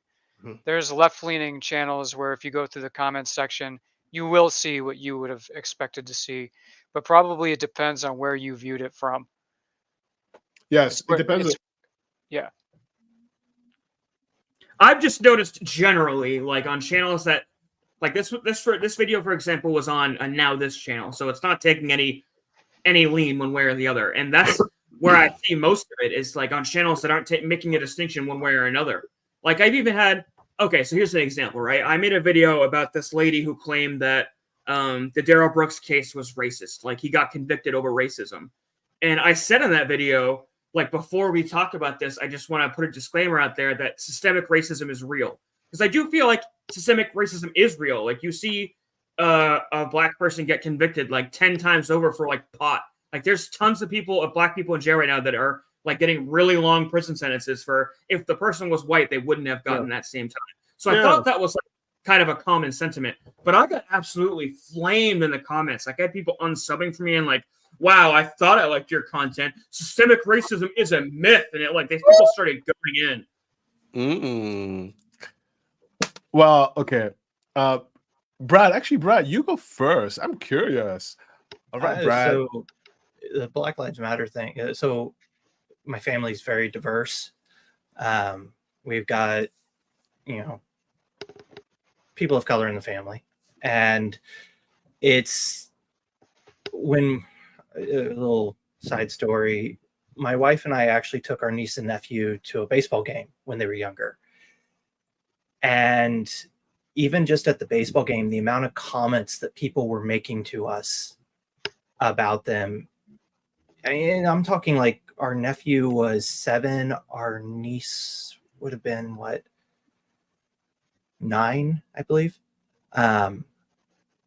It's like the fact that they felt okay to say that some of the stuff they were saying to children. I guess I'm missing the context. Was one of the nieces and nephews minority? Oh, so yeah, their father's black, mother's white. Okay. And I just got corrected. 14 years old. So they're still babies. Yeah, I need to reevaluate my ages here, but either way, but it was the fact that people were willing to say some of the things that they said. And then like when Black Lives Matter kicked off, you know, it hits close to home. And the fact that people feel like they can drive, because, you know, that's not the only case of people driving a vehicle through protesters. Yeah, there were tons of clips like that. Yeah. And I don't know, it knowing that my niece and nephew have attended the protest, and just the thought that there could be somebody ramming through, it's just, fuck those people. Yeah, no, I fully support the Black Lives Matter. Especially in the States, I mean, it's bad here in Canada, but the States, it needs to change. And it's not going to change as long as old white men stay in power. Okay. Oh, right. People are throwing their cups at you, their pennies. People are throwing. Okay. All right. No, I think that's a pretty common sentiment. That No, actually, it is. No, he bratted it out loud. Okay. No. Oh dear Lord. All right, so Alistair, before you chime in here, I just want to throw my 2 cents on this. Yeah, and okay. People were saying in the comments kind of like what my opinion of it's were. It was like, if I don't care who you are, if you wind up killing animals, I'm not gonna like you. And politics aside, if I fear for my life or a loved one, that I'm freeing the beast, and he puts yes, it. What? Don't play with me with that. I agree. So I don't know if I would handle it the way this truck driver did. But I could see somebody being scared in that moment, being surrounded by people banging on his car and just driving off. I'm not excusing it, but more importantly, in relation to Black Lives Matter, I think there are 2 different facets to BLM, because there's BLM, the movement that happened back in 2021. And I think that was a very good thing for the country. Like the conversation at the bare minimum needed to happen, because cops were just not just killing Black people, they were just killing people in general all over the place. But Black Lives Matter, the charity, I've kind of gone down the rabbit hole, and they're not the best operation. Like, they aren't really doing that much good for Black people. They're kind of just like doing what's best for BLM, the charity itself. So I'm glad that when all that was going on, I decided to stay silent, because that was the big narrative during the whole time. It's like, if you're silent, you're part of the problem. If you're not posting about this, fuck you. People were coming down on companies that just like didn't want to get involved. Like you're evil just for not getting in, like really taking a big stance about silence is awful. And I'm glad that I did that, because like all that's come out about BLM, I would feel like a hypocrite now having that on my timeline somewhere, of like the little black square that everybody posted. And, you know, I stand, it's like, it would make me cringe right now. I see. You know, to speak on what you just said, Beefy, you know, it was a very tense time. You know, as you know, Chris is white, and he's in the position anyway. So how do I say that? So, but there was a situation where he was like, yeah, if you're silent, then you're part of the problem. And Chris was like, no, I don't want to say the wrong thing. So there was this period of time where everybody was so afraid to say anything, because anything you say, even if it's like inquisitive, could be interpreted the wrong way. And so there was this like freeze, and seeing it from inside the household, I didn't like to see how frozen everyone was, because the action was made out of fear as opposed out of intent. Does that make any sense? And then something that's out of fear it's not really long lasting, because once the fear is gone, then it's just going to disappear, right? But no, I agree with what you said, Beefy. For a period of time, everybody was afraid to even breathe. And even my white friends were like, Acrobat brings up a good point here that I've always kind of wondered about too, and really like thought to myself too, is like, why can't the protests be peaceful? It's like a lot of of the opinions in this. It's like, well, you guys did damage to us first. Like, we're just getting it back, I guess. Is like, I just don't understand why we need to be fighting hate with hate. Like, why can't somebody start putting the shoe on the right foot and kind of being the bigger person? You get what I'm saying? Yeah, I hear what you're saying, and you know what? There's one thing that people don't elaborate a lot on, and it has to do with trauma. Poverty creates trauma. Suppression creates trauma. So to answer what Acrobat the Dragon, love the name, darling, is saying, it's not that they may not be able to follow. It's just it doesn't cross their mind to even think like that because they're not predisposed to think that way. Because I agree with you. I think the moment you start going with violence, your message gets lost. Yeah. And then it's difficult for people to kind of follow you and kind of see the message. For example, defund the police was created in the midst of what BLM was about. And the truth of the matter is that they never meant to defund the police. They meant reroute where the money goes. But because the anger was so high, that message was so muddled, and people couldn't get out of just that connotation. But Not only that, but it seemed like that was the only way to put an actual end goal to it all. Because other than that, it's like, what were they trying to accomplish? Like the blacks were already emancipated after the Civil War. In the 70s, there was the Equal Opportunity Act. What else is the government gonna do? Like it can't eliminate racism. So it was like people were pushing back and like, okay, so what do you guys want? And it's like, defund the police. So I'd like to respectfully disagree because the government are the police and they hire those people that, tend to be more racistly minded. And I think that they need to do a lot better job at vetting who actually gets to take in. That's what I was about to say. If anything, they should be instilling more training, which would probably cost more money because, like, a big part of this is what do they call it? De-escalation training that a lot of police departments don't get, which is what they like desperately need. And I'm not in any way saying all lives matter. I think those people are cringy and just wrong. But at the same time, police were killing people. Like, they were killing black people a lot more. That was obvious. But the fact that they're just like out there shooting people was fucked up. Yeah, the pandemic situation, the pandemic brought the worst in people, and that period of time was just the accumulation of a lot of things, But Nawesome, to your point, the black experience is very unique, my friend, and it may seem like it's not around, but it is around as around as last week. It's something that's a constant, and the grown-up side of my brain is trying to, well, I don't spend too much energy on it really, but the grown-up side of my brain is saying to me that it's because they don't know.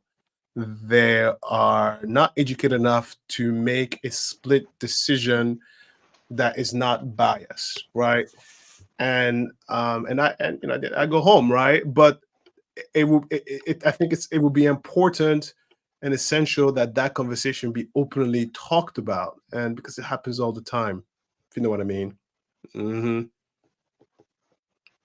Did that make sense? Was that confusing? Yeah. No. Like I said in the beginning, without saying keywords, I don't want to inflame because Brad is putting the fire and the torch and everywhere, dog. Like I'm trying not to inflame some more. So I was trying to be like, okay. Oh, I don't think so. Brad has been very respectful this whole time. I disagree. I think he's been very polite. I was about to say I could say a whole lot worse, but I'm teasing you, Brad. No, because you're saying the words are like trigger words. I'm trying to please everybody. Look at me. Whoa. F that. No, I'm playing.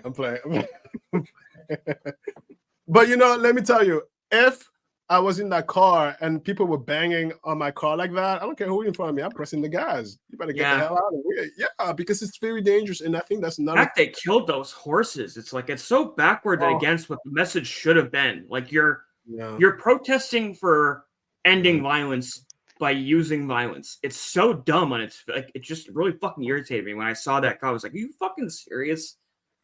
But again, I think it's because they don't. These are young kids, right? It was probably the pandemic, right? Because that's when BLM really rose up. Young people, pandemic, they have nothing to do, and so they're like, "Oh yeah, let's do something." You would never see me in a protest. I'm too busy. But a lot of people who are in protests usually have the time to go to protest, or they have very strong convictions. They tend to be very young activists, and but that energy could be put in better use and not intimidate, just like MLK, not intimidate. Yeah, because I think the BLM is important, but the actions of some of them is not. um Yeah, Casey yeah. just put They- that really well. She said we can agree about the Okay, Casey. Yeah, you we would can tell. agree about the BLM movement theology and also disagree on individuals' actions. Like I said, even originally when I first brought this up, when talking about BLM the movement, it was good that it started a conversation that clearly needed to happen. But again, like the actual organization of BLM, they're two separate things. Like the social media movement, Black Lives Matter, the hashtag is very different than the charity, and I think BLM as a societal movement needed. I mean, what do you think, Alistair? You are the only Black person here, so far be it for me to really. That was kind of like where I came down the whole thing. It's like I'm not Black, so like I really can't comment on what it's like to be Black. So I'm not really going to contribute to the conversation. But Yeah. knowing what we know now, Yeah. again, I couldn't help but talk about this. It irritated me. Yeah. The See, I got a lot of flack about it. So my whole story as to why I'm even sitting here is because George Floyd was murdered, and that triggered a cascade of stuff that put me here in front of you. Before that, I was just minding my own business and working, and so to me, I was always I will always walk away if things didn't go my way. I was like, okay, whatever. I'll just always walk away because I always felt like I had the protection of the justice system. I always felt like, I would sue the hell out of you and go to the Supreme Court and figure this out. I always felt like you could act a fool, sure, but if you trigger me a certain way, I can fight back. And the George Floyd situation, especially when the state was actively falsifying records and it was gonna go like pass, it broke me. It broke me because then it brought me back to where I felt super insecure in my skin. And I was like, oh my God, if I can't be safe in America, where am I going to be safe? Like it just shattered my sense of safety, even for my own person. And I got really scared. And so I think what BLM is asking really is put your hands off me. Simple as that, right? Like, don't touch me, don't hurt me. And you have to understand when you have a group that's oppressed, it's just a matter of time before they show their teeth. And if you look at the history from the Jews to even the Armenians, even the Rwandans, you cannot oppress too long. After a while, there will be repercussions and they will fight back. It's the idea that the pushing down never works. Yeah, just like the maple syrup people in Canada. Right. It'll be a matter of time before somebody else comes there. Does it again. It'll be a matter of time before someone is like, what do you mean the police doesn't do anything? If someone makes enough noise and it will come out. It's oppression never really works. I mean, look at slavery. Look where we are today, right? Look at Jim Crow rolling around his grave right now, probably like, oh, damn it. Yeah, it never works. And so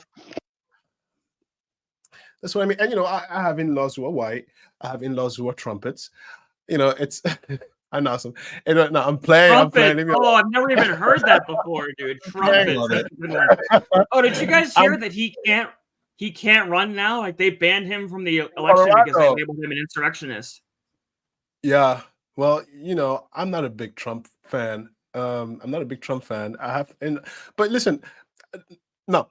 The reason why I brought Trump here it's because what is happening right now, and I recognize that from a lot of conversation I've been having, is that the way we are moving forward, there's a ostracization going on from a group of people who feel like they're not being heard.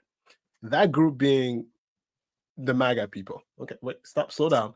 And they feel like, like, hey, why are we helping these people? Why are we helping these people? My life is not super great. And then you might be saying to yourself, well, figure it out yourself, or you have all these services. But sometimes someone needs that extra hand. And I think that's where the government gets it wrong. Government needs to actively reach out to those people and say, all right, fine, what do you need for your life to be better? Because when you see, let's say, if you put yourself in the shoes of someone who is from the MAGA world, their financial situation is not the greatest. Their opportunity is not the greatest. They might be like, what the hell is going on? I see on the TV this black person coming around and look at him now. And look at that person over there. Oh, great. Now what? And then you have this person who's like, I understand you, my dears. Look at all these people. They're taking all your jobs away. Follow me and I'll make your life better. Of course they're going to follow. Do you know what I mean? So it's I feel like it's a symptom of a lot of people not being heard. It's a symptom of a lack of compassion. It's a symptom Well, of that's what they always say about people who support it, like with the insurrectionists on the Capitol in particular. It was like they felt like for the first time they had a community, like they had been thinking all of these things, and when they found other like-minded individuals, it just like made those feelings even stronger. Like it cemented those feelings in their head, and it just became this overwhelming, violent thing on that day in particular, at least.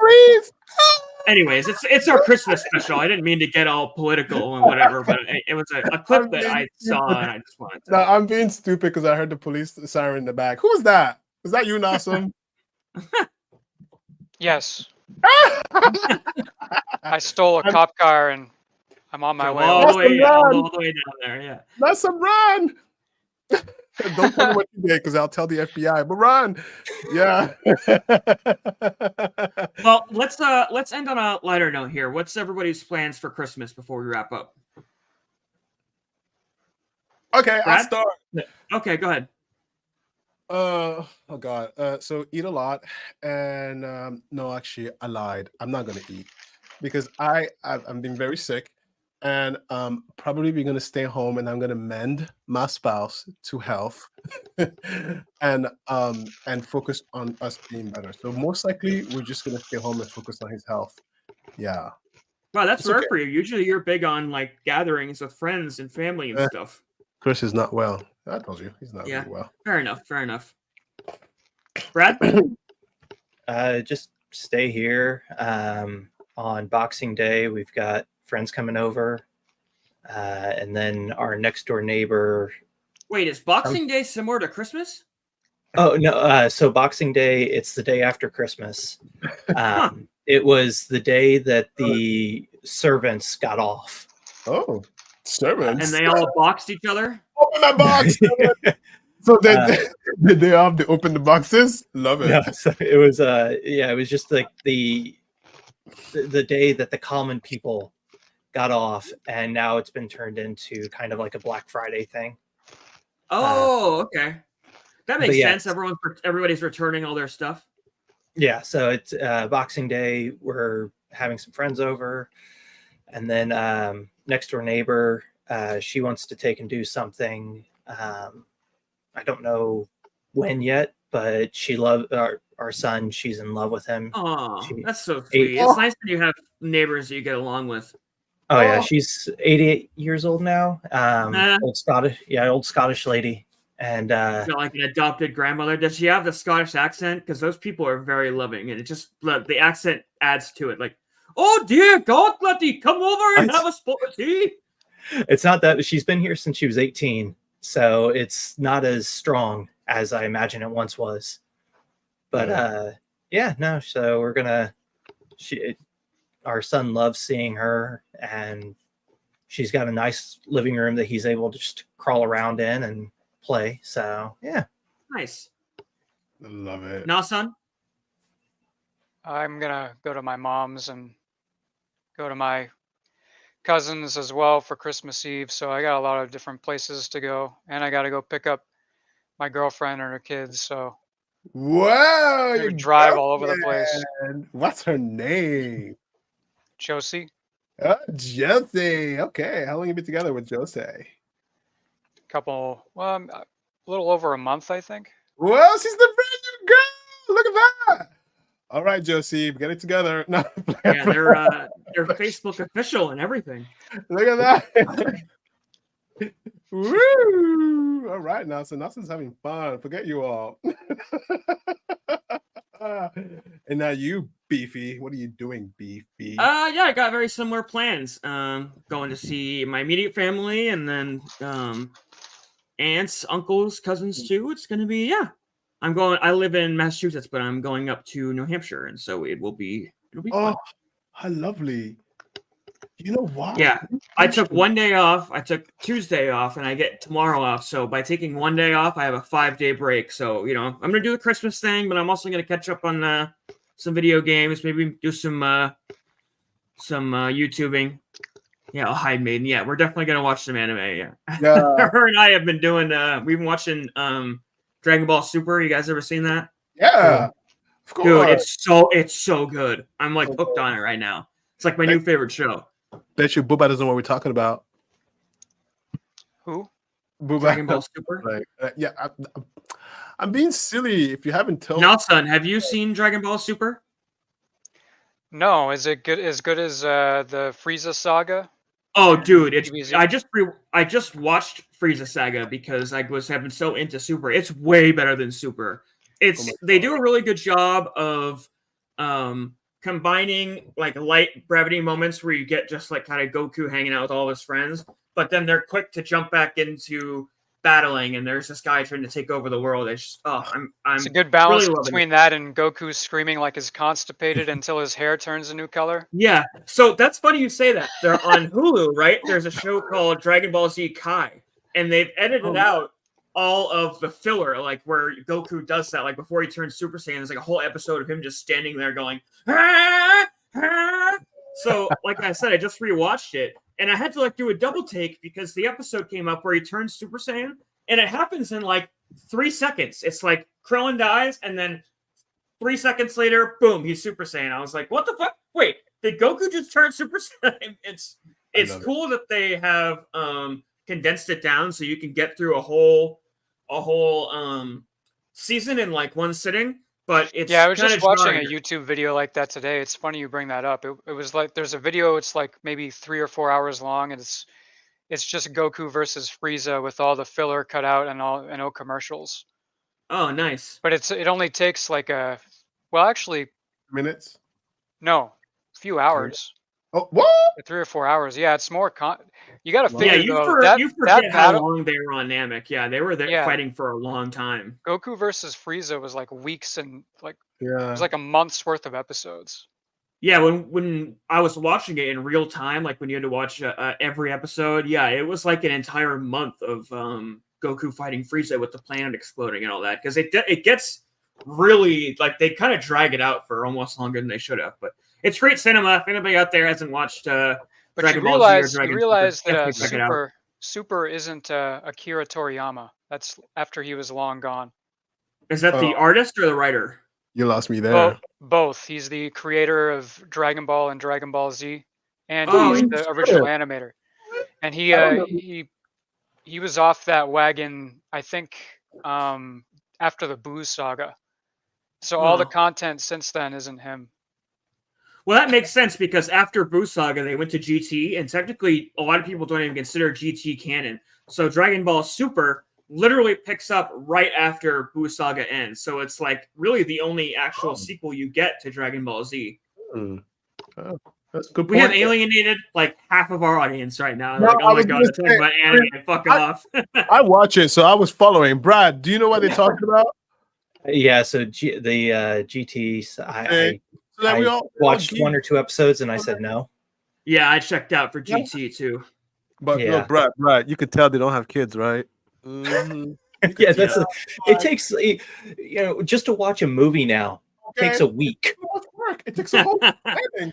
They just wake up, flick their hair, pour some coffee, turn the TV on and watch.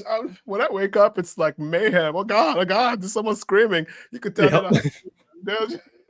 There was a time not that long ago on this podcast where I talked about that, how I was so busy I had no time to actually sit down and watch content, and I've made time for it, and I'm so glad that I have, because it feeds into like everything else in your life. Like, it makes me more creative and it makes me more relaxed. You have to find time for yourself for the love downtime, like it. whether it's playing video games or it's Mm. whatever it is you want to do, like whether it's an hour a day or 6 hours a day. You know what I mean? You need to find time for yourself. Yes, Beefy. Yes, spoken as someone who have kids. Yeah, fair enough. Listen, this is what I say, Brad. You could chime in. Nobody will tell you what it's like for the sleep deprivation. It's unexplainable. Nobody will explain that to you.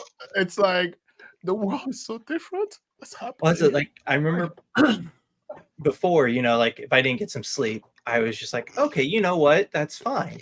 And now I don't get sleep, and I'm going, what the hell happened to my life? I need fucking sleep. And I think it's because it's. I mean, especially in the early days, it's that nightly, just constant. Because like they tell you every 2 hours you got to be feeding the baby, and then you talking. I'm just being me. Yes. No, you're good. Yeah, you get to that point where you go, the baby's going to sleep for 2 hours, and I'm not awake. I'm not waking them up. They'll eat when they wake up. I just need that little sleep time of myself. Insane.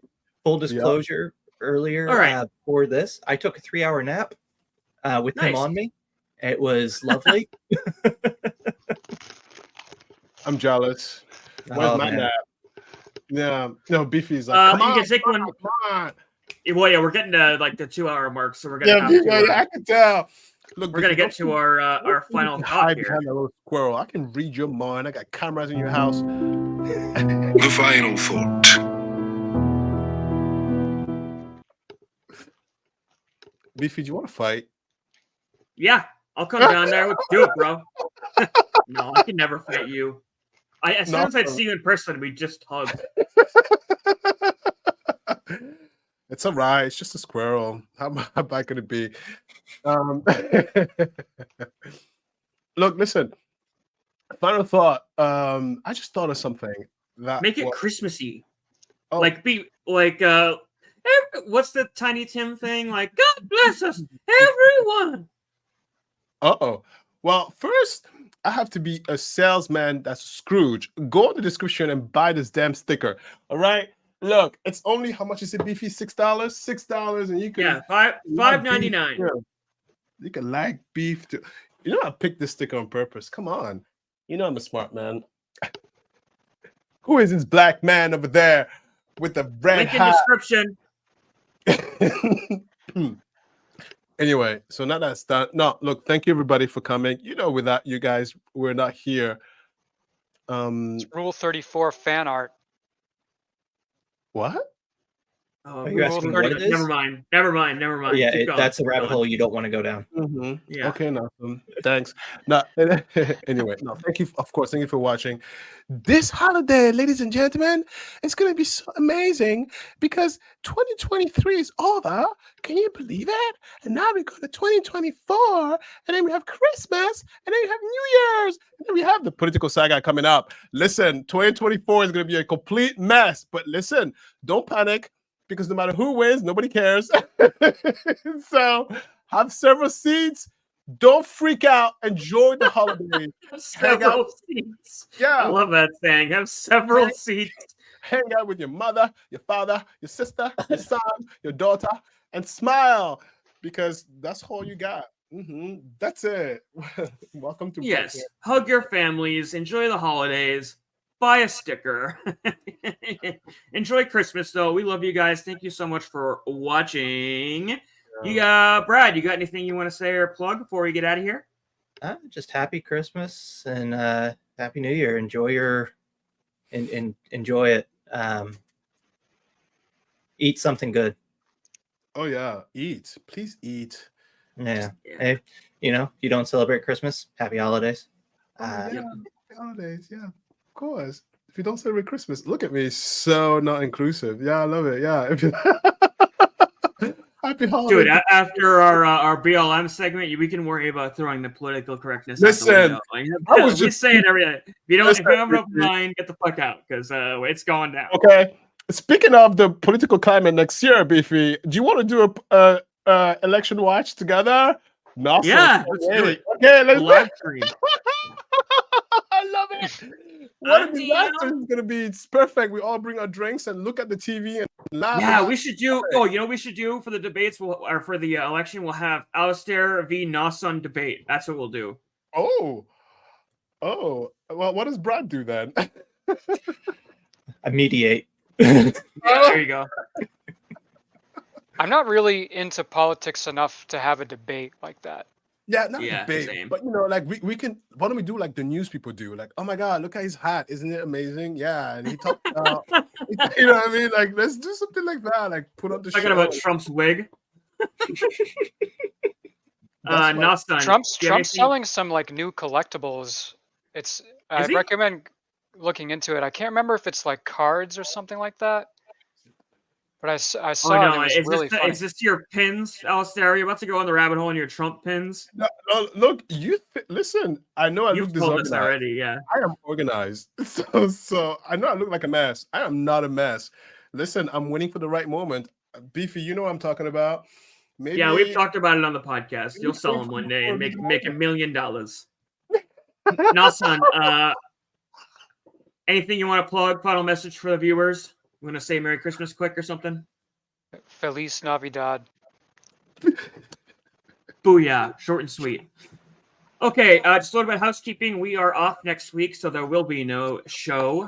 See you in January.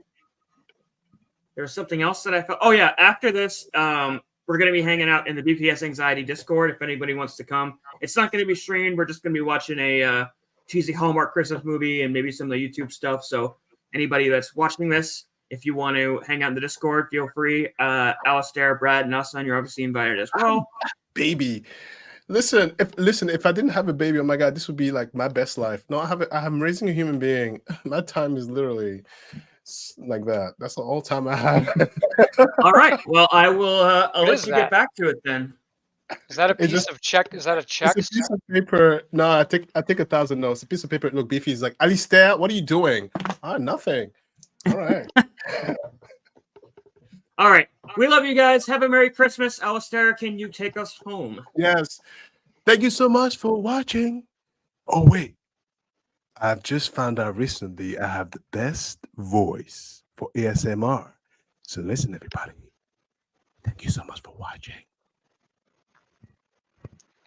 See you next time. Merry Christmas, guys. End transmission.